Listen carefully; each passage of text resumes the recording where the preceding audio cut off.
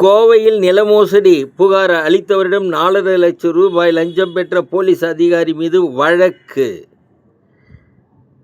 காங்கிரஸ் 2 கோஷ்டிகள் கூட்டணி யாருடன் என்பதில் மோதலில் தமிழக காங்கிரஸ் கட்சி மேலிட பொறுப்பாளர் கிரீஷ் சோடங்கர் இன்றும் நாளையும் கருத்து கேட்பு.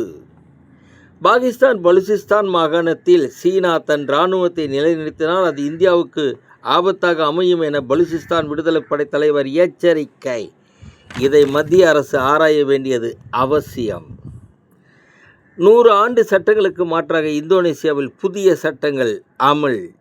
தமிழகத்தில் போதை கலாச்சாரம் அதிகரித்துள்ளது. பெற்றோர்கள் தான் பிள்ளைகளை கண்காணிக்க வேண்டும். மேலும் போதைப் பொருட்கள் கடத்தலை தடுப்பது மத்திய அரசின் பொறுப்பு என்றும் தமிழக முதல்வர் கூறியுள்ளார். டாஸ்மாகில் விற்கும் மது போதை இல்லையா என்பதே கேள்வி. வணக்கம்.